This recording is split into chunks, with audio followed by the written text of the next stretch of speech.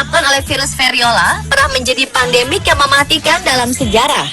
Tercatat, sejak tahun 10.000 sebelum Masehi hingga 1978, penyakit ini telah menelan lebih dari 300 juta korban jiwa. Meski pernah tersebar ke seluruh dunia, untungnya penderita cacar terakhir ditemukan di dunia pada bulan Oktober 1977 di Somalia. Semenjak itu, tidak pernah ditemukan lagi penderita cacar, kecuali penderita cacar akibat kecelakaan laboratorium di Universitas Birmingham, Inggris yang terjadi pada tahun 1978. Dan saat ini, stok virus variola hanya tersimpan di dalam lemari pendingin di CDC Atlanta dan di State Research Center of Virology and Biology di Kosovo, Novosibirsk, Rusia untuk kepentingan penelitian dan mencegah penyalahgunaan virus tersebut oleh para teroris yang menjadikannya sebagai senjata biologi. Cacar adalah penyakit virus sistemik dengan gejala khas adanya erupsi kulit. Dan jenis cacar yang banyak terjadi hingga saat ini adalah cacar air yang disebabkan oleh virus Varicella zoster. Sebagian besar dari Anda mungkin pernah mengalami penyakit cacar air. Meski memiliki gejala yang sama, yakni munculnya gejala demam dan flu, badan lemah, yang diiringi bintik-bintik ruam di kulit, serta disebarkan secara aerogen atau udara dan kontak langsung dengan penderita. Namun perlu diketahui bahwa cacar yang disebabkan oleh virus variola yang pernah menjadi wabah dan menyebabkan ratusan juta orang meninggal dunia berbeda dengan cacar air yang disebabkan oleh virus Varicella zoster. Meski cacar air bukan penyakit mematikan, namun sangat cepat menular, terutama saat daya tahan tubuh melemah. Banyak sekali mitos atau fakta yang beredar mengenai penyakit yang satu ini. Seperti misalnya, ada yang mengatakan jika penderita cacar air dilarang untuk mandi.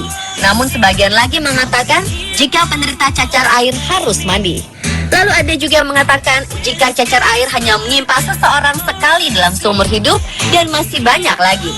Meskipun ada banyak cara untuk mengobati cacar air, namun masih banyak pemahaman yang salah tentang cacar air dan penanganannya. Beberapa fakta dan mitos ini tidak bisa kita hindari, namun sangat penting untuk mengetahui pemahaman sebenarnya tentang bagaimana melakukan perawatan cacar air. Berikut, On The Spot merangkum beberapa fakta dan mitos tentang cacar air yang perlu Anda ketahui.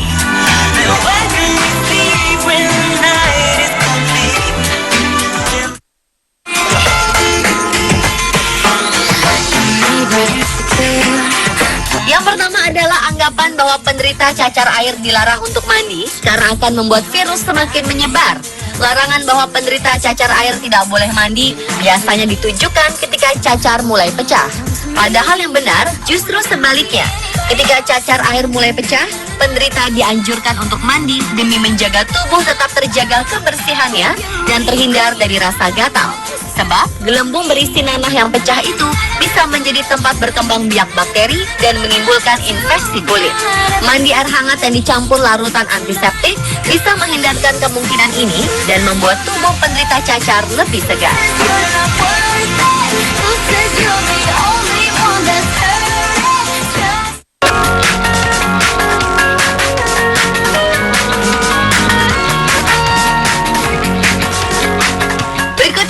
Mengenai pengaruh cacar air pada anak kecil yang katanya berbeda dengan orang dewasa. Faktanya, cacar air bisa menyerang siapa saja dengan rentang usia dan stadium berbeda-beda. Cacar air yang menyerang orang dewasa umumnya akan lebih parah, dalam arti bekas-bekas cacar air di tubuh penderita dewasa akan lebih sulit hilang dibanding pada anak kecil. Masa penyembuhannya pun umumnya lebih lama, yakni sekitar 2 minggu.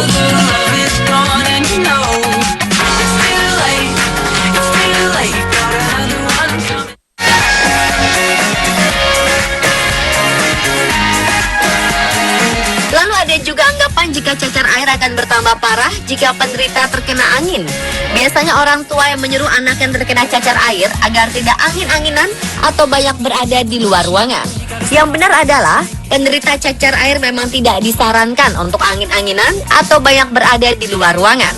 Namun bukan karena cacarnya akan bertambah parah, melainkan agar cacar airnya tidak menular ke orang lain.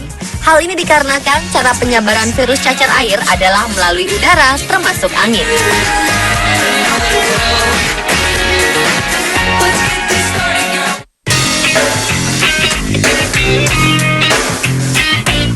Berikutnya, jika seseorang mengidap cacar air, maka bisa menularkannya melalui orang terdekatnya. Faktanya, cacar air menular tergantung dari daya tahan tubuh masing-masing individu. Selama daya tahan tubuh seseorang terjaga dengan baik, maka virus yang menyebabkan cacar air tidak akan mengganggu. Sebaliknya, jika daya tahan tubuh buruk, maka virus akan mudah menyebar dan membuat orang lain mengidap cacar air. Memisahkan penderita cacar air adalah solusi yang paling tepat untuk mencegah penyebaran karena cacar air menular lewat percikan udara dari sekresi lendir, bersin, atau kontak langsung dengan lesi atau bercak merah yang berisi cairan. Saat lesi masih berisi cairan yang jernih adalah masa di mana cacar air paling mudah menular. Penderita harus dikarantina hingga semua lesi berubah warna menjadi hitam dan mengering yang biasanya berlangsung selama seminggu sampai 10 hari. Namun sejak 1 hingga 2 hari sebelum lesi muncul, penderita juga sudah bisa menularkan cacar air. Hal inilah menyebabkan seringkali kita terlambat mencegah penyebaran cacar air.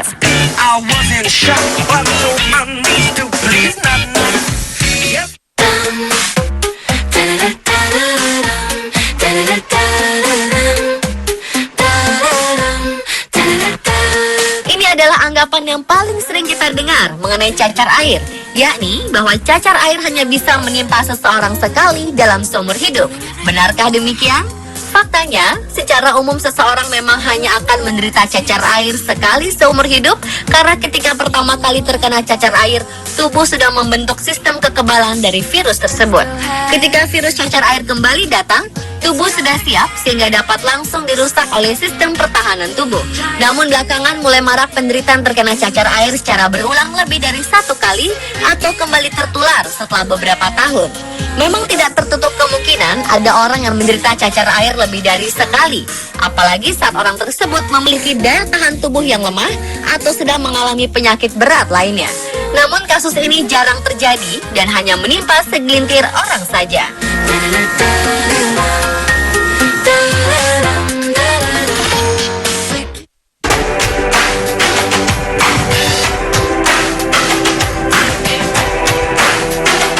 Kemudian benarkah jika semakin banyak bintik merah pada kulit, semakin baik untuk pengidap cacar air karena ini menandakan akan cepat sembuh?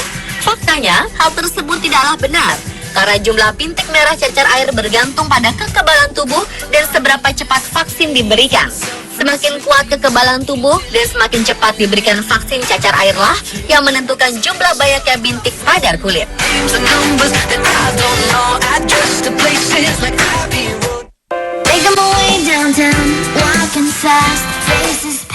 Penderita cacar air dilarang menggaruk bentolan cacar air di kulitnya. Faktanya, hal ini memang benar. Penderita cacar air memang merasakan gatal yang luar biasa. Tapi janganlah sekali-kali menggaruk bentolan cacar karena bisa mengakibatkan bentolannya pecah. Dan jika sudah pecah, kulit di sekitar bentolan tadi bisa terinfeksi dan menimbulkan bentolan baru sehingga semakin parah. Selain itu, setelah bentolan di tubuh hilang dan tersisa koreng atau cacar air yang mengering dan menghitam, ada yang menganggap tidak apa-apa jika digaruk karena cairannya sudah kering. Padahal, jika bekas cacar air digaruk terlalu dalam, maka lapisan kulit yang seharusnya membentuk lapisan kulit baru jadi ikut terambil. Dan inilah yang menyebabkan bekas luka bopeng yang sulit hilang.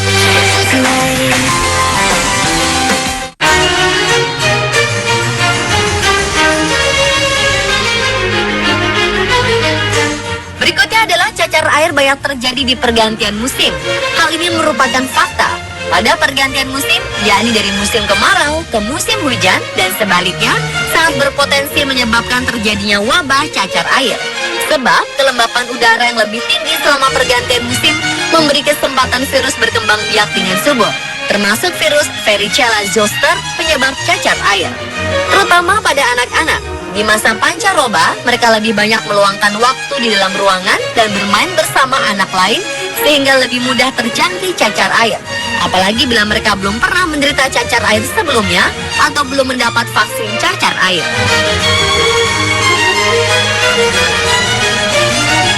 Dan pemirsa, itulah berbagai fakta dan mitos mengenai cacar air versi on the spot.